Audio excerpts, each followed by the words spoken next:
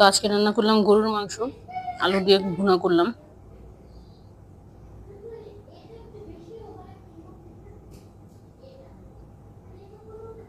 আর ভাত। তো এটা সেহরির জন্য শুধু রান্না করছি। তো এটা আমরা সেহরিতে খাবো, তারপরে শেষ। আর থাকলেও পরে বাসি কেউ খাই না আমরা। প্রতিদিন আমি সেহরির জন্য রান্না করি। তো আসসালামু আলাইকুম, কেমন আছেন সবাই? আশা করি ভালোই আছেন। রান্নার দিকে চলে যাই। তো পেঁয়াজ দিলাম, তেল পরিমাণ মতো।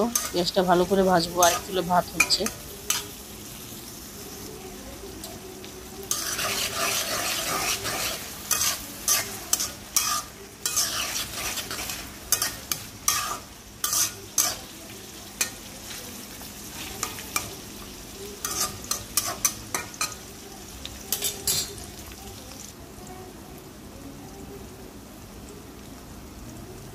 গ্যাসটা ভালো করে ভেজে নিব।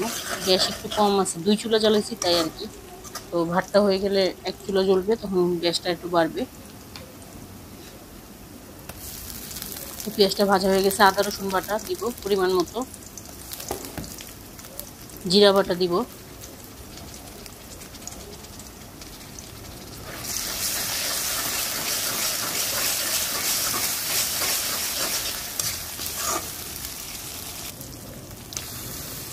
টমেটো কাঁচামরিচ, এখানে 3টা টমেটো নিয়েছি।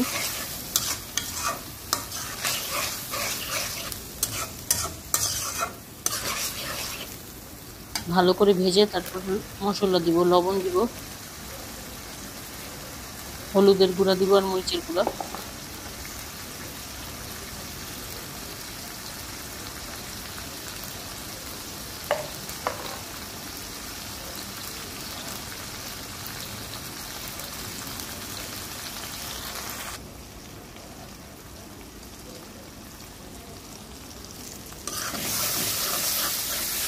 ভালো করে মশলাটা ভেজে তারপর পানি দিয়ে মশলাটা কষাবো।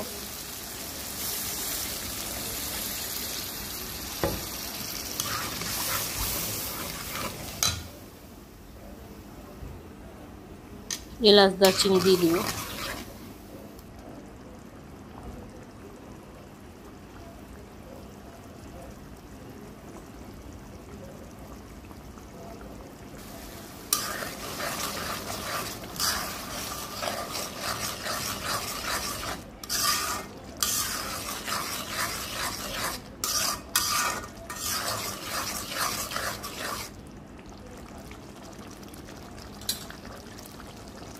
এখন মাংসগুলো এটার মধ্যে দিব, দিয়ে ভালো করে কষাবো।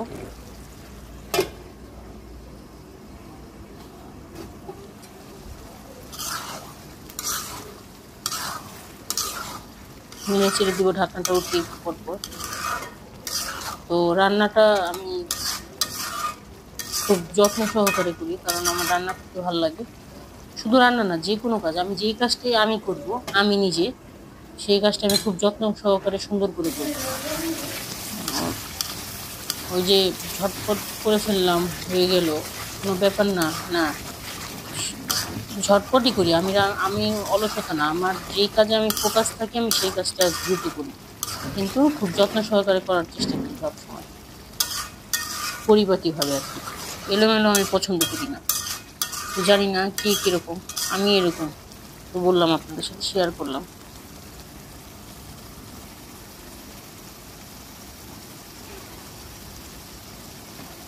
তো মাংসটা কষানো হয়ে আসছে, তেল উঠে আসছে।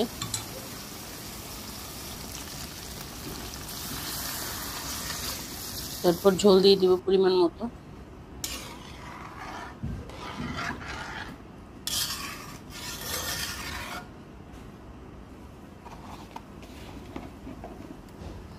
বলক চলে আসছে, এখন আলুগুলো দিয়ে দিব। আলুটা আমরা সবাই পছন্দ করি, ওই জন্য মাংসে আলু দেওয়া লাগে। আর আমাদের বাসায় ভুনা জিনিসটা খুবই কম পছন্দ করে, কি মাছ কি একেবারে মাংস ভুনা। মানে আলু দিলে বাচ্চারাও খুশি হয়, আমিও আলু খুব পছন্দ করি, এটা সত্যি কথা। বরফ চলে আসছে, এখন ঢেকে দিব। ঢাকনাটা উঠিয়ে দেখি কি পরিস্থিতি, নেড়ে চেড়ে দিব।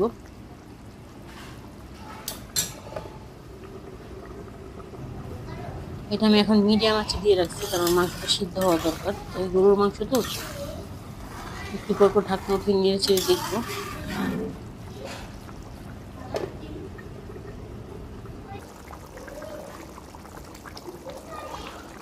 তো এই যে এটা একবারে মাখা মাখা হয়ে গেলে নামিয়ে নিব।